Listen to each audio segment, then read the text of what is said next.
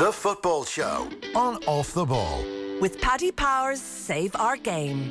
Donating at least 100,000 to Irish football via England goals this summer. Gamble responsibly. Gamblingcare.ie. I'm prepared to do anything I can to play for my country again. Do it then. What about your start to the game? It wasn't bad, was it? Why should an honest answer be a mistake? How can a modern day manager not have a mobile phone? Why should he? You're welcome along to the Football Show. I take it the withdrawal symptoms are taking hold at this stage. No football today. A rest day. And another rest day tomorrow, I'm sorry to say. 48 hours of absolute torment for many of you. To keep you going, we've got a great football show coming your way this evening. And then tomorrow on Off the Ball, Seamus Coleman, the Irish captain, will be speaking with Jaron Owen on OTB AM. And then tomorrow evening, Stephen Kenny will be on with Nathan. So that's on the way tomorrow. This evening, though, the main event as far as I'm concerned. Damien Delaney, hello to you. Hey Joe, how are you? What's happening? Nothing really, man. As you said, just taking a moment to catch our breaths before it really kicks into high octane stuff at the weekend. I mean, can it get more high octane? Just to give a sense of the last few days, I was just jotting this down to almost get it straight in my head because the days blend into one at the moment. I only remember them really by virtue of what football was on that day. So on Saturday, we had the Danes coming out and spanking the Welsh 4-0.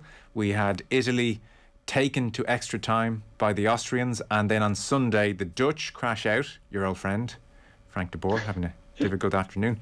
Belgium-Portugal, second half there was enthralling in its own grim sort of way, even though there were no actual goals scored. And then things went off another level on Monday. Bonkers. Spain 5, Croatia 3. The French against the Swiss 3-3, and then penalties. That's just the 14 goals in 2 games for you there, Damien. And then yesterday we had those scenes at Wembley. England 2, Germany 0. So it's been good stuff, I think.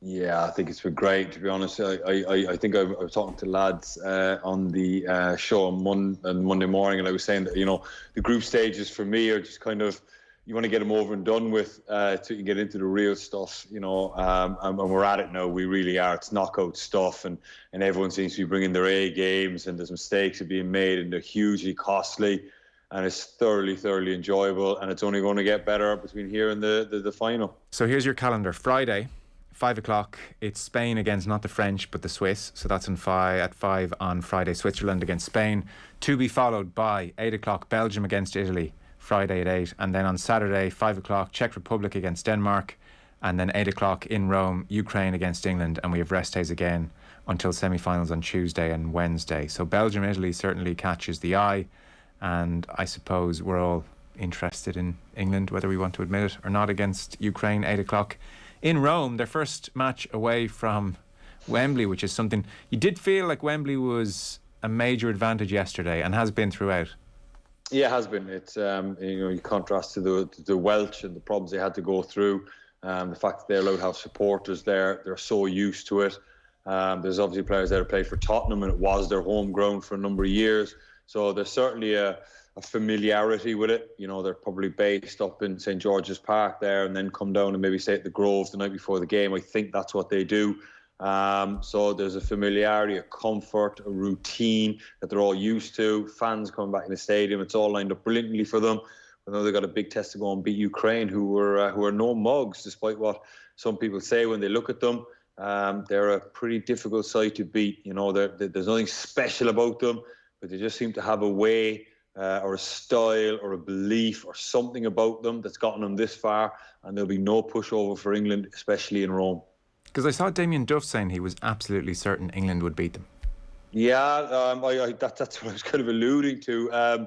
On paper, yes, and I see where he's coming from. They shouldn't cause England any problems. They're the type of teams that if this was a Nations League game, I'd agree with him. But they've got this far, and I think I'm right in them saying they topped their group as well with Portugal in it. So I'm not sure that I agree with that statement in its entirety, because on paper, yes, but wow, I tell you what, this team just have a way of grinding and digging out, and they don't look the prettiest, and they can just drag the game into the gutter. And if England think they're going to go there and waltz out of Rome with a win into a semi-final, I think they got another thing coming. I think they're going to have a real test on their hands, and luckily, listening to Gareth Southgate, luckily for England, that he seems to have a handle on that and what he's saying, that it's not going to be any cakewalk. So complacency really now is England's only enemy to the final. Because England have been pretty pragmatic. They're not free-flowing. They're not creating a bunch of chances. They're about keeping things tight at the back. So they're playing almost a lesser version of themselves in Ukraine, and that could get frustrating, especially if they hit 60, 70, 80 minutes and there's no breakthrough. It could do, but I mean, you and me had a discussion the last number of weeks about has Southgate kind of plotted his way, and has he got a team for every game they're going to play? He left the 3 number 10s on the bench against Germany. I mean, when I saw the team come in, I was thinking, Lord, if he loses this, he'll never be allowed to set foot in England again, because all that kind of attacking or the array of talent that they had to go and put the team out that he put out, I mean, was gutsy. He obviously had a plan, I suppose a thought process behind it. I tell you, if he lost that game, I mean, he would have been absolutely run out of England, never be allowed back in again. I'm really glad you framed it that way, because looking at the general reaction before kick-off when the team was named, words like conservative and cowardice were used, and he's afraid, all of these interpretations of the team. And I totally agreed with you. I thought, a bit like the Trippier decision against Croatia, this was an unbelievably brave decision on Southgate's part to go with this team, because he knew full well, and it applied to Trippier the first day out as well, which was a very pressurised game in its own way, that the omissions of Grealish, Foden, Mount, as you say, they would be seized upon. I mean, it would be the easiest Monday morning quarterbacking session of all time for everybody, and it would be very convincing as well. And Southgate would genuinely look, one, incredibly negative, and two, like a bit of a fool. And I don't know, did you see on ITV, I know the match was on BBC, but I was just on ITV's social media channels, he was interviewed by Gabriel Clark, and he said to Clark, and this was about 4 minutes into maybe a 5-6 minute interview, and he didn't make a big deal out of saying it. He didn't say it in very hushed tones or really kind of stare down the camera when he said it. It was more just of an aside. And he said, if I picked that team and that system and we didn't win today, I'm dead. He said, I'm dead. I'm dead is what he said. So in his own way, he knew that this was so risky. It was the opposite of cowardice. I thought it was somebody sticking to their guns brilliantly and saying, I know what I think is right here, and even though the PR of this could be horrific for me, I have to do what I think is right. That was very brave. Yeah, absolutely. And I think his obituary was being written, I think, by a lot of people at half time. I think there was probably the press in England were writing it, absolutely. But he stuck to his beliefs. Whether anyone knew, I'd love to know. Maybe in time we will find out what his thought process was. If England go on and win it, I'm pretty sure there'll be a few commemorative DVDs where everybody sits down. Do you reckon? Yeah, I think so. And every minute of the tournament will be scrutinised and explained by the manager. So maybe one day we might actually get to see what his thought process was. But it was gutsy because he must have known that if I get this wrong or Germany get the nose in front, I have to bring these 3 number 10s off the bench. And maybe that was his line of thinking. But I think to put myself in his shoes and to give maybe some sort of insight into what he was thinking, maybe he felt that Germany weren't the force that they were, and they were a team that potentially capitalised on mistakes. When they got the nose in front, they were quite difficult to peg back. But I suppose if he just sparred with them for long enough, he felt that they had holes that could be poked in them. And obviously, you could get the 3 number 10s on the pitch when they've maybe punched themselves out to an extent. But he probably didn't feel like that if he goes there and he takes the game to Germany and he kind of says, no, we're England. Germany aren't in a good place. We're going to go all out attack here. They could catch them, with a kind of a rabbit punch or something. And maybe once they get their nose in front, panic could ensue and the Germans might go. So he probably just thought, you know what, I'm just going to spar with them and throw a couple of jabs here and there. And then when we get to 60 minutes, we'll reevaluate. And I really feel that once the game is kind of settled, I can get Grealish on the pitch. And I'm pretty sure, well, not pretty sure, but I think that's probably how he drew it up in his head. And so it worked out perfectly. And so afterwards he's vindicated. And as you said, he had the courage of his convictions. Did you think it was the right plan, though? I mean, you're saying you knew that he'd be in trouble, and you could also see his logic. But that's not to say you agreed with his logic and thought it was the best way to approach the game in advance. What did you think in advance? In advance, I thought that he would stick his chest up and puff his chest out and just swagger on to Wembley and really just apply pressure on the Germans and go and beat them. But he's been pragmatic in the extreme in this tournament. Yeah. And I mean, really, really in the extreme with you look at the teams he's picked, the formations. Yeah. He's not really done that in to my memory. I'm open to correction here, but in the Nations League and in qualifiers, it has been a certain swagger about England, I think, in a lot of their games. So did you think wrong? Did you think when you saw that 3-4-3, you said to yourself, I know what he's doing here, but did you agree or disagree? I didn't think anything. I thought I was going to let it play out before I made my decision because it was too difficult to call. I remember thinking, "Oh, that's gutsy." I mean, okay. But you didn't think to yourself, "Oh no, this is wrong."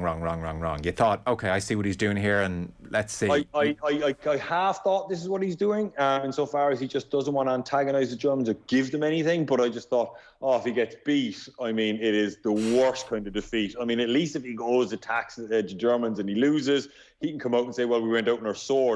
But my God, it was probably the riskiest of risky plays in terms of the outcome that could have been.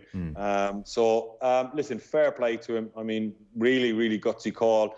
If I'm correct in what I'm saying, that's the only an observation that I can give, really. And I think it's probably not a million miles away from the truth, you know. Oh, no, you're definitely right. I mean, when he leaves out Grealish, Foden, Mount, it's fairly self-explanatory. Yeah. And so when you match up the Germans like that, that's predicated on winning those individual battles then. So clearly he backed Trippier to take care of Gosens. He obviously thought Shaw would do okay against Kimmich.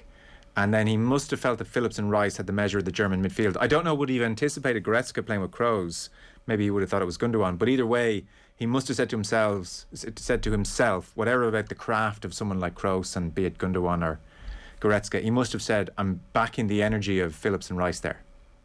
Yeah, I think so. But I think it was certainly kind of more built around strength in numbers, because he had 7 defenders. I mean, 7 and then 3 attackers. That's the way he went. And I think he basically just went strength in numbers, that if my midfield players get beat, I've got a back 3. So if one of my centre backs get beat, I've got another 2. You know, my full backs weren't exactly rip-roaring forward and joining in attacks. They joined in when, but I mean, ultimately it was 7 defenders. Okay. And they just kind of hung in there, but kind of stifled the game and thought, you know what, Harry Kane's going to get a chance, Raheem Sterling's going to get a chance.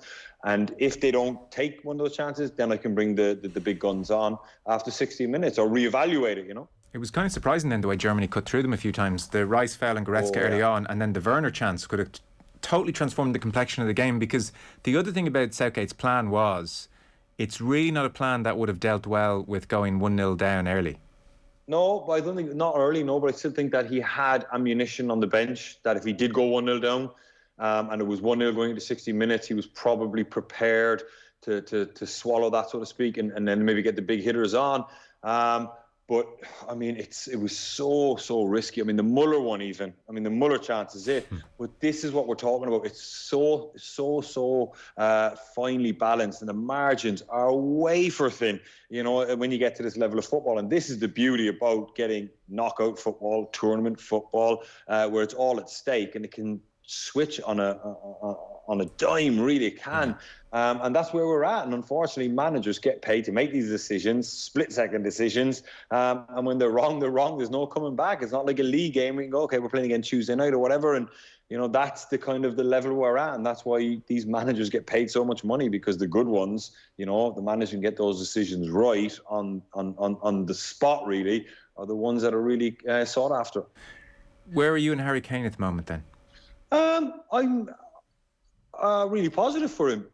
You know, with the pragmatic approach they've had, I mean, he's going to be limited. You know, he's going to be stifled. That's probably the wrong word, but he's definitely going to be hindered, I suppose, with especially with the team that he picked the other night. I mean, what kind of service is he getting? What kind of space is he getting? You know, when nobody's getting up to help him, sometimes the balls he's getting, because when you play 7 at the back and you get deep, the ball out up to him isn't a quality, not all the time. It's not always going to be a quality ball. It's going to be up around his neck. It's probably going to be on the side of the defender, where Harry Kane knows I'm going to get absolutely battered here, but I have to go for it. The centre-back's going to come through me, but I need to do my best. Sometimes he's probably competing for headers thinking, I'm not going to win this, but I need to make sure the centre-back doesn't head it 40 yards down the top of my back 4 again, so I just need to jump into him and make life difficult for him. So he's essentially just sacrificing himself up there in the hope that that chance comes along, and it did in the end. So, look, the team isn't set up for him to be top scorer in the tournament, unfortunately, when you look at the way England have gone about it. But he's off the mark now. With the approach moving forward, does he stay the same, Joe? Does he, Ukraine and possibly Denmark and just keep this pragmatic approach all the way to the final and then do the same to Italy? I'm not sure. I can't see him kind of taking the shackles off the minute now and going for it. So it looks like this is the way they're going. If you're not taking the shackles off against Scotland, you're probably not going to do it now in the knockout stages. So on Kane then, it's not so much that you think he's in really dreadful form. I think we can all agree he's not at his absolute best and sharpest, and there was that chance that fell at his left foot and he took a touch inside and didn't quite happen for him. But it's not that he's on the floor the way people are talking about it. Like Shearer pretty much went for him, I think.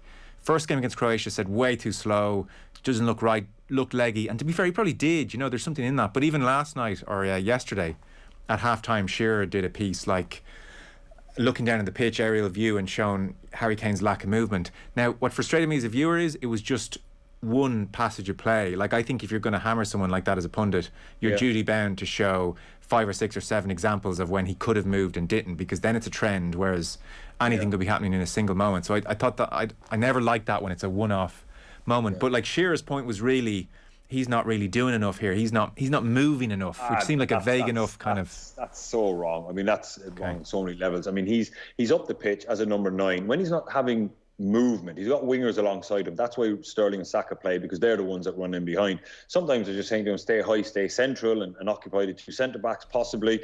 But like Harry Kane's never been the most mobile or, fantastically amazing kind of all-action number 9. It's not his nature. He needs bodies around him. He needs runners. He needs people that will come in and occupy the centre-back. Just think what Son does for him at Tottenham in terms of his forward running. He needs bodies around him. He needs chaos almost, but he's up there on his own, and he's not the most mobile of guys. I mean, he can move. He's not immobile, but he's not like Diego Costa where he can, just occupy a back 4 on his own. He's a very, very good centre-forward. But when he's up there on his own, life can be very, very difficult for lots of centre-forwards. The type of centre-forwards like Luis Suarez that can play up front in the number 9 on their own and be okay. I mean, they're extremely, extremely rare to find those guys. Harry Kane needs help. He needs support. He needs service. We haven't even spoken about service. I mean, he just needs runners and balls into him, and he needs a number of chances like most number 9s do. Number 9s that can just take one. And the fact that, you pick out one chance that he missed or whatever, it's like that was his only opportunity in the game. If he had 2 or 3 or 4 or 5 or 6 of those and he wasn't taking those chances, I'd say, yeah, he's not quite right. But Jesus, every centre forward needs help, and he's definitely that type of centre forward. So I'm not in the least bit worried.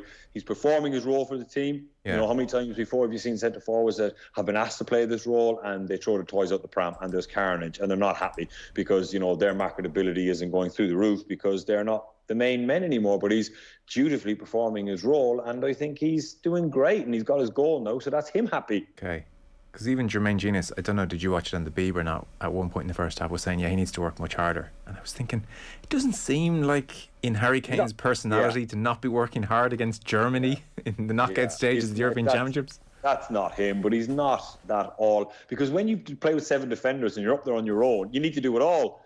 And that's not what he's used to. Harry Kane, especially his best times really was under Pochettino, where he had like 3 number 10s, Dele Alli, and in front of him, and Son running off him, and 2 midfield players, and Trippier and Walker and Danny Rose bombing up outside him. So there was all sorts of carnage created for him, and then he just filled in his role, and he's a fantastic player. But he's not Costa and he's not Suarez, so to judge him for that is a touch unfair. A touch unfair. But at the same time, we're not saying he's in the form of his life, I guess. No, absolutely not. I mean, no, but I mean, I don't think he's been given the stage or the platform to be in that way. Okay. So how now are we putting England into context in this tournament? Because I was listening to some Talk Start this morning, radio, and I mean, the England sense of destiny train has left the station, Damien. I mean, absolutely. It's on. And they are expectant, to say the least. So, Belgium, Italy, Friday, that's one of those 2 gone, which is very helpful. Yeah. Spain against Switzerland. Curious for your thoughts on Spain. And then I presume, and who knows, predictions will make fools of us all, especially at the moment in this competition, but I presume it's England against Denmark. So say for a second, if we start assuming things, say it's in the next round in the semi-finals, Spain against Italy and then England against Denmark. Only one of Spain or Italy can come through. So If you're English now and you're feeling confident, you're thinking, can we beat can we beat Italy in a final? Would that be how you see this thing going? No, I don't. The lads asked me, on Monday, Shane and the lads about, and my prediction was England will beat Germany, and I think they'll lose to Denmark in the semi-final. I mean, that's just going to be the English way. I genuinely think that England will come up against a team similar to themselves, and Denmark are probably a touch more pragmatic than what England are, and they're used to that. So if you're asking for hypotheticals and predictions, I think that the tournament is Italy's to lose. I think they'll almost certainly get to the final, and I think whoever they come up against in the final is going to find life very, very difficult. But I think England will probably scrape through against Ukraine, and the "it's coming home" balloon will be fully inflated, and they'll come up against Denmark and probably lose 1-0 or lose on penalties, and all will be well again. Friday night, Italy against Belgium. So we're still awaiting word on Kevin De Bruyne and Eden Hazard. Belgium looked wrecked in that second half against Portugal. It was odd, absolutely, like they were just blowing, which was strange. So you suspect their team now, stripped of those two, it'll be the back three: Alderweireld, Vermaelen and Vertonghen, Meunier and Thor Hazard, Witsel and Tielemans, and then Lukaku. Without Hazard and without De Bruyne either side of them, they're a far less scary prospect. What about Italy? Did you come away from the Austrian game thinking, there's some vulnerabilities there I didn't quite like, or in some ways did they grow in stature coming through a sticky game like that? Absolutely. I've been saying throughout this tournament, teams like the Dutch, the Germans that weren't in a good place coming in, that as soon as you get up against a team that kind of really tests you, if you're not in a good place, you get found out. And that's what happened to the Dutch. That's what happened to the Germans. But Italy are in a fantastic place.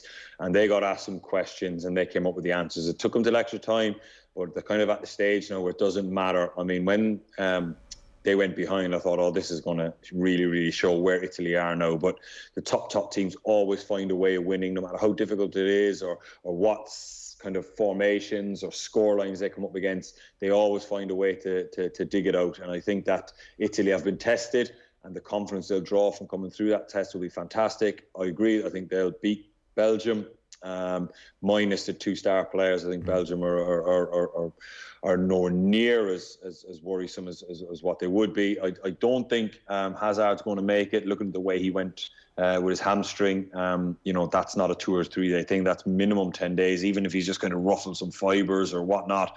When a player is running and, he grabs his hamstring as quickly as that, he's done something. Like something has happened in his hamstring, and that is minimum 2 or 3 weeks.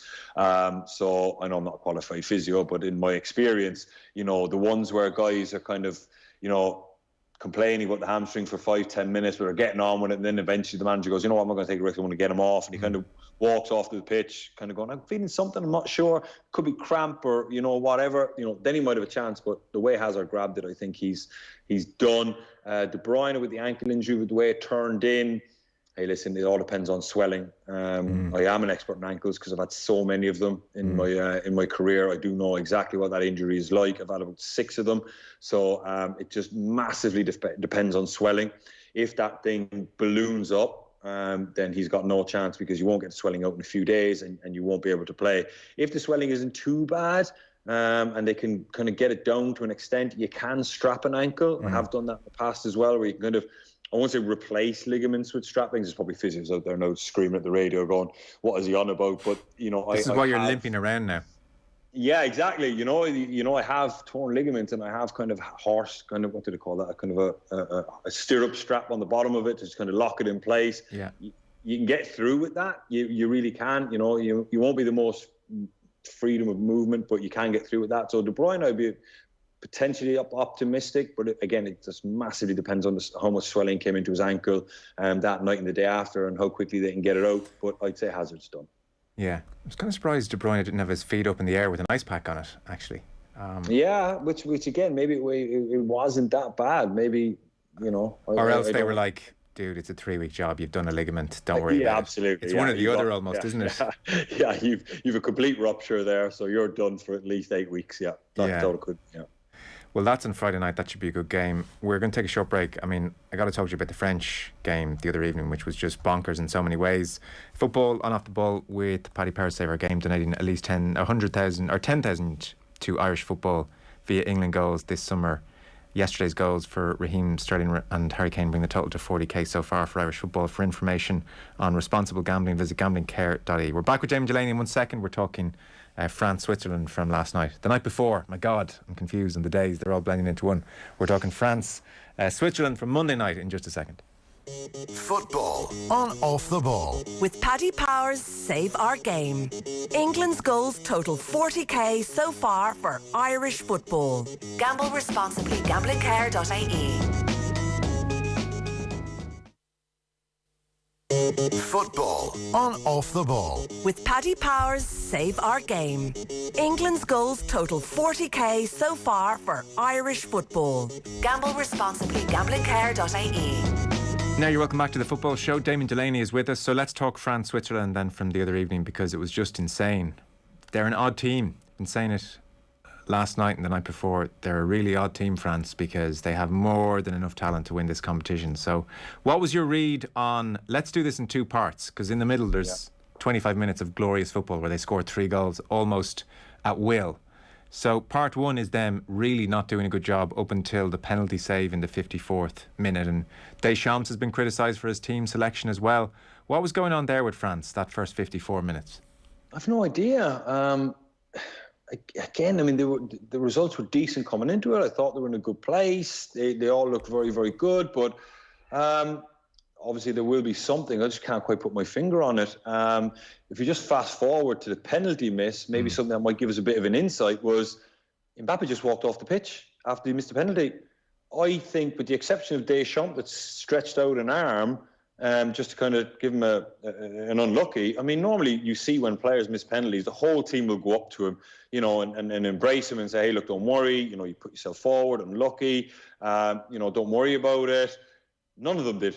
From the camera angle we saw, I mean, that must have been the loneliest walk. I mean, you think getting the walk after a red card is bad, but after missing a penalty, it's a long way to go from the penalty spot to the halfway line and down the dugout, and the pace he was walking at, it must have took about a minute.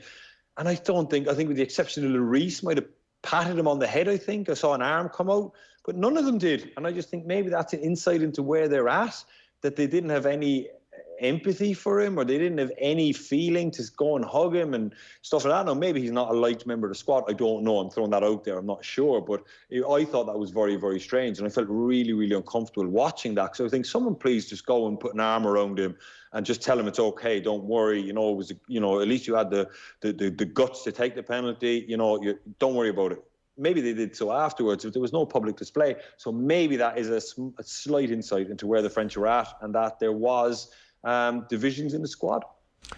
Yeah, it was very striking, very unusual. Generally, the penalty taker is embraced afterwards. So it means, one, potentially they're just so distraught that they've lost this that they can't even be bothered to console each other right now. It's bigger than that. This is just such a screw up, and they're all in their own world for that moment.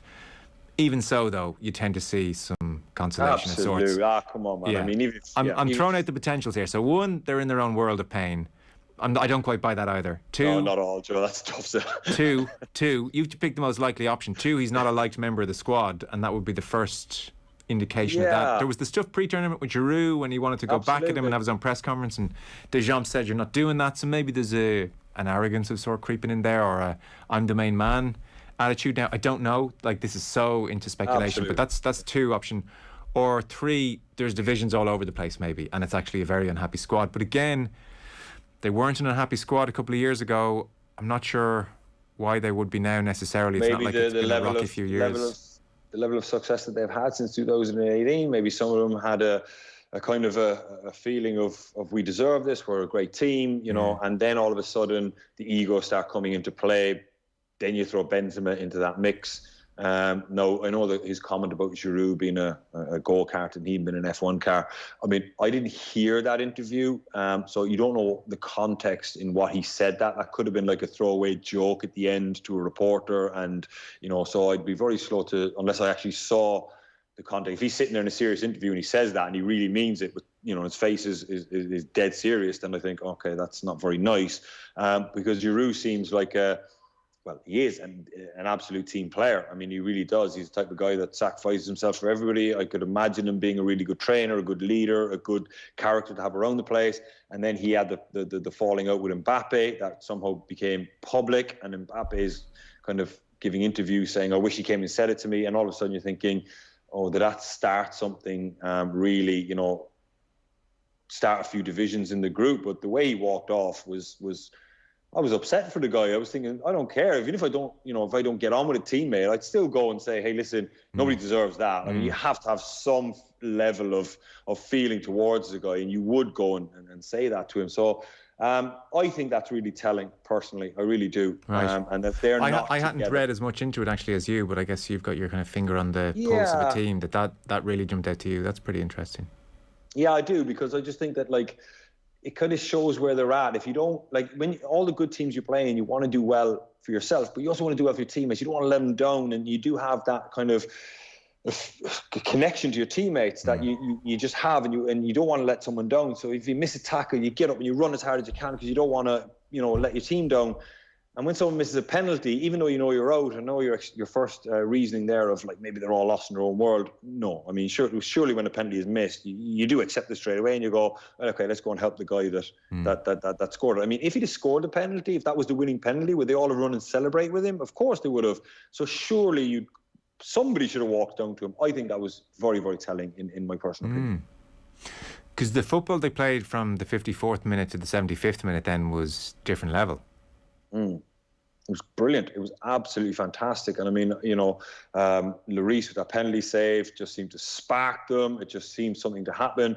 But again, I've been saying since the start of the tournament, if your cohesive unit isn't in a good place going into a tournament, you'll get by when you're playing a certain calibre of teams, because your talent will come through. But when you start getting to knockout football and you get used to teams, now you can say the Swiss are what they are, but they made it the same stage as the French, so they have something. If the Swiss didn't have something, they wouldn't have got out of the groups. They would have been like North Macedonia, or they wouldn't have got to the tournament. That team has something. Ukraine has something. You don't top a group with Portugal and then make it to this stage and score a goal in the 120th minute, I think it was, unless you have something. So these teams have something, and they won't lie down.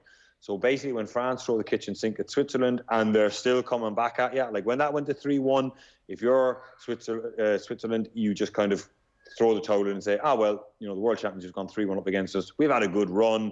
We're going to get a hero's welcome when we go home. Life is great, and you just kind of accept it. But when you have a togetherness and a cohesive unit that they have, they just kind of got back up from the dead and got themselves back in the game. And France then couldn't counter that. And I think it was just sheer will. Switzerland's will was greater than the French, and that again comes back to where you are as a team and a group and a squad and a management. Have you got the grit that they had to win the World Cup? Because when the questions are asked, like Italy, you have to come up with the answers, and I think the French obviously didn't, and that's because I think the togetherness, the unit, the belief wasn't quite there. Yeah, it's still just a very confusing situation, because even I was making the point to Mark Lawrenson yesterday, often when a team starts badly, it's generally agreed one of the more difficult things to do is to turn it on when you've got off to a bad start, to somehow come together at the right moment together and in a unified way to turn the tide. And France did that, an abysmal first 50 odd minutes, and then followed by a glorious 15. And when Pogba scores the third, go on. Just that 15 minutes didn't come because the French said, hang on a minute, we're losing here. We're going to turn the tide. And they built up a wall of pressure, pinned them in, and really got going. A save, and then a goal quickly. And all of a sudden, there was like a shot of adrenaline into the team, and they got themselves in front. But as soon as that adrenaline wore off when they were 3-1 up, they went back to being really, really poor again. So unlike, that's the strange thing, though. So, okay, whether it's adrenaline after the penalty save and then just their talent. I mean, the two goals... Yeah. It's just sheer talent. And actually, Pogba's is talent personified. Yeah. But what's really odd there is this French team have won a World Cup by being pragmatic, professional, seeing games out, doing just enough. So that's why I think all of us thought at 2-1, let alone 3-1, okay, well, fair enough if they're not the team that seem to like to go on and score a fourth and a fifth, even though they could. But generally at this stage, they've proven themselves as a team who can defend a 1 or 2 goal lead pretty easily. And that's where I'm just scratching my head. Like, I sort of get not starting well and the Swiss doing well.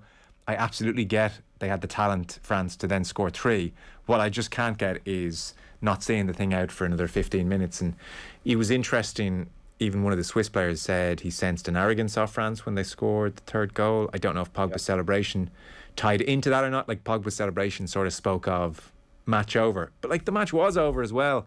That's where I'm scratching my head with this team. If they hadn't won a World Cup a couple of years ago, I would say there's a soft underbelly there in some way and it got exposed. But actually, they've come through really tough moments before, and they have won with pragmatism and grinding games out for all the talent. That's why I'm just at a loss to explain them coughing up 2 goal lead like that. You know, it's unbelievably interesting. But, like, you know, again, the performance wasn't great. They shot of adrenaline, and then they obviously went to 3-1. They thought, okay, that's it. Yeah. The Swiss are just going to roll over now, no problem. And they didn't. They went, oh my God, can you guys please just die, you know, and let us get on to the next round. Yeah. And then the goal went in at a really bad time. And then all of a sudden, now all the issues, if there are problems, the finger pointing, the grit that I spoke about earlier isn't there to really rally and go, okay, it's only 3-2, we're still winning the game. Somebody should have said, and maybe, you know, when you have your captain is in goal, I know some people have said before that they don't like goalkeepers being captain because, you know, he's not the most vocal anyway, Hugo Lloris, but somebody on the pitch should have said, hey, it's 3-2, we're still winning, okay? We haven't just gone 3-2 down, and that's what you've kind of screamed to your teammates to give some people a little bit of confidence, say, let's just batten down the hatches for 5 or 10 minutes, weather this onslaught, and we'll get out of here 3-2, and we'll move on to the next round. But it didn't come, and obviously they just kind of 3-2, and then it just, the cracks that were there just became into cavernous holes, really, and they got caught, and they deservedly got caught. Interesting to see how they pitch up in Qatar. Deschamps is staying on, it seems. The French FA are big fans of Deschamps and he wants to stay on, so he will get an 18-month reprieve. And I guess if he wins the World Cup, then all is well and this is just a blip. It's hard to know if they're stagnating or if something's gone awry there. You'll see in the next round of international games, I don't know, September possibly, what the problems were, because he will not take this line down. So if he views this as in, like, that was a one-off game, that was so out of character, I can't believe that happened, but you know what, I love my squad, I'm going to stick with them and give them another goal, because, you know, that was just, you know, lightning strikes, it does, you know, it shouldn't have happened, but it did. But if he cleans house and certain names are banished now, and certain names, if, for instance, say Benzema's not invited back into the squad, or if the issues between Giroud and Mbappe are as big as what they're going to say, then maybe Giroud might not be in the squad again, because nobody wants that kind of tension. So I'm thinking the next squad that he names and the next team that he names will, and look out for it, because I think it will tell you massively what he thought went wrong against Switzerland, because with the World Cup coming up, he will not go into it if there's any question marks. Per Benzema, why are you turfing him out of the squad? I'm not, like, you know what I mean? I think he's brilliant, don't get me wrong, but, you know, I'm not. I'm just saying if, you know, a lot of people are saying that Benzema is this tough character. I don't believe that, to be honest with you. I think he's a world-class player and he is a team player. You know, for years he led the line at Real Madrid and still does. You know, people always question his goal-scoring record for, you know, years ago. Don't get me wrong. You know, recently he's been fantastic, but he does seem like a team player.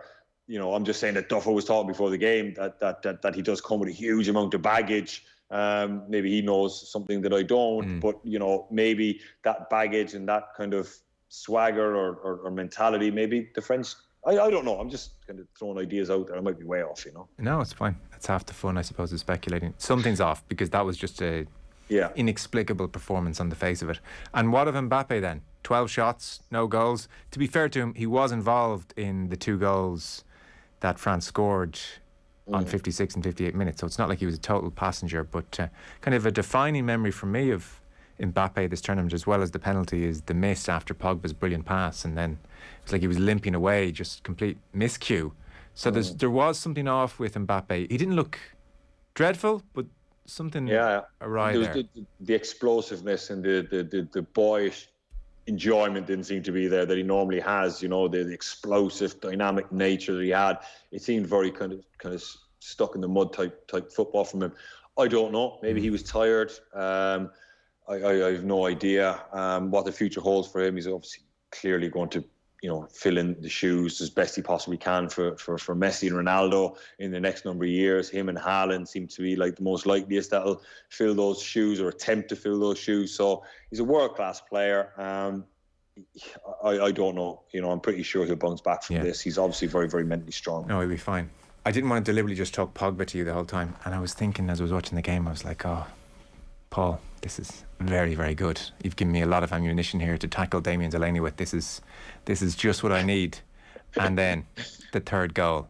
It's just, I know. Listen. I've always been a massive believer in my career that he gave the ball away in the halfway line. Now, I know people are going to scream at me that I'm crazy, but he gave the ball away in the halfway line. They still had 40 yards to go. They still had defenders. It's not like he, did what I did at Dalybound Park, you know what I mean, and rolled one into his own net. I still think the team... Why haven't I seen that, by the way? Can we get that up as some B-roll here, please? Everyone's... I need to check that out. Here, I totally agree, by the way. I thought the ITV panel went after him. So if there's a pro column and a con column, that one thing, but it wasn't like a criminal offence. And if he's a playmaker, he has to get on the ball. He's going to lose it. Okay, grand. Good. I thought you were going to dance in his grave here. I love Pogba. I think he's absolutely world class if he's utilised in the correct way. So look, I think he gave as I said, he didn't give it away in a 6-yard box. He gave it away in a halfway line. They still could have defended it a little bit better than what they did. Sometimes you always see people complain about that. Centre forwards give the ball away in the opposition 18-yard box, and then there's a breakaway, and then the centre forward gets blamed. And you're like, well, I'll tell you what, if a team can go 80 yards and score against you after giving the ball away, then the structure of your team isn't quite right, or the discipline isn't there, or sometimes teams do brilliant things. So listen, he did give it away, but I wouldn't blame him completely for it. No, and it shouldn't overshadow his contribution up until that point. He was immense, and I think he's a world-class footballer, and I think if you can get the best out of him, I mean, he's the type of player I'd be building a team around. So, Do you want to go down that rabbit hole, Joe? No, I don't. No. Okay, good. Not tonight. Certainly another time. Yeah. But not tonight. Next year, starting all over again, and we'll keep that rolling. Yeah. What about Spain then? So they play the Swiss. Morata got his goal.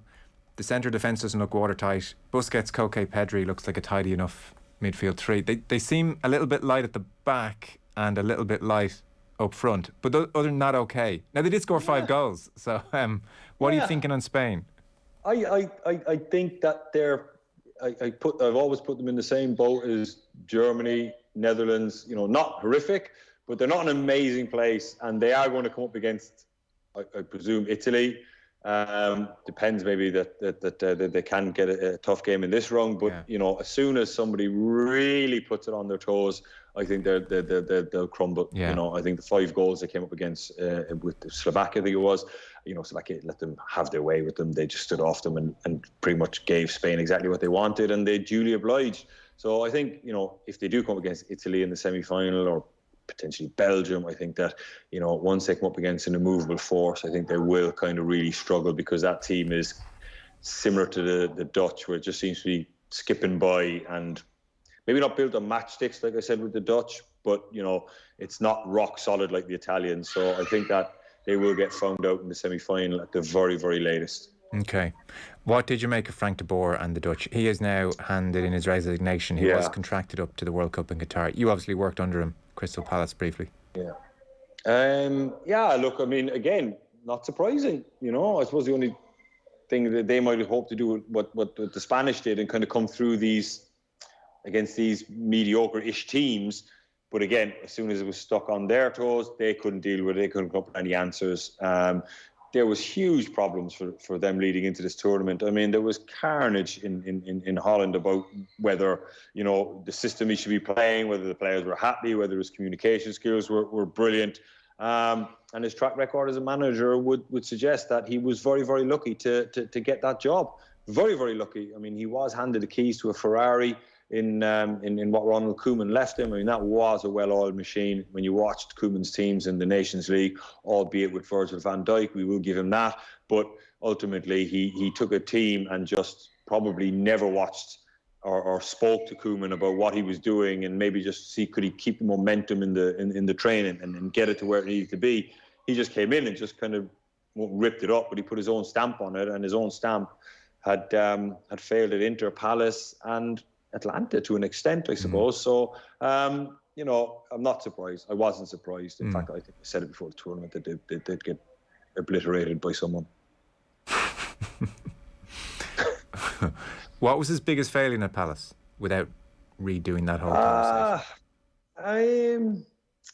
His biggest failing, I don't know. He just had this system, and it wasn't very good. He wanted to play 3-4-3, and it wasn't good. In training, you could see it was like it wasn't a good system. It wasn't working. There was too many holes, and it wasn't quite right. But he never, ever, ever, ever deviated from it. It was like, this is it, and I'm playing it. No matter, even pre-season, we didn't do well pre-season at all, and it was like, could we tweak this a little bit, or you know? And he just, I don't know. That's too long a story to go down. Maybe one day we will, Joe. Okay, but in short, when you saw Boer appointed, you weren't surprised that this wasn't going to work out. That didn't inspire you as, oh, this guy's got the right stuff here. No, I think I tipped them not even to get out of the group. Yeah. That's how sure I was. That because of him, not necessarily because the playing group. Yeah, well, I think what he does to a group, really, you know, didn't look like the most happiest camp. No. It's amazing, really. Enthusiastic group. It's amazing, really, in management how often, like, I talked to quite a few players in the show, and one of the things they really value from a manager is honesty. You know, they seem to love that when you ask them about managers they liked. Oh, he was so honest with me, I knew where I stood. And just generally not making them feel miserable seems to go about 70% of the way. And an awful lot of managers seem to mess up that first 70%. Yeah, that's true. I mean, it's everybody likes honesty when they're getting told what they want to hear. Sure, a lot of people don't like honesty when they're getting told. That's true. We're selling you. How's that for honesty? Yeah, exactly. I mean, you know, then the manager is getting called every name under the sun. So communication is obviously key, and there is a way to break bad news to players. If they're selling you, or you're dropping you, or you're training with the youth team, or whatever it may be, there is a way to go about it. And I think every player deserves a certain level of respect, you know, insofar as even if you don't like somebody, you still knock on somebody's door, or the manager calls you in, he sits down and tells you, hey, listen, this is the way it is. And you go, oh, fair enough. And you accept that. But I suppose his communication skills are atrocious, really. I mean, genuinely atrocious. Okay. He's just not a good communicator. He just makes decisions, and then just kind of when you question him on it, he looks at you like really surprised, like, oh, I didn't realise you had a problem. So that was it, really. Yeah. Well, that's not a great combination. Who's your player of the tournament so far? Ooh, player of the tournament. Good one. Raheem Sterling. I think he's been brilliant.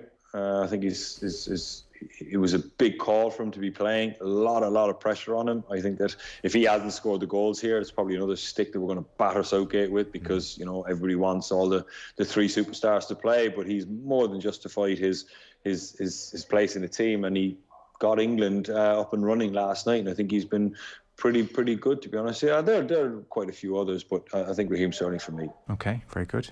Listen, we'll talk next week. Enjoy the football on Friday and Saturday. Thanks a million. Thanks, Joe. Cheers. Take care. Damien Delaney with us there. Football on Off the Ball with Paddy Power's Save Our Game, donating at least €100,000 to Irish football via England goals this summer. Yesterday's goals from Sterling and Kane bring the total to 40k so far for Irish football. For information on responsible gambling, visit gamblingcare.ie. Football on Off the Ball with Paddy Power's Save Our Game. England's goals total 40k so far for Irish football. Gamble responsibly. Gamblingcare.ie.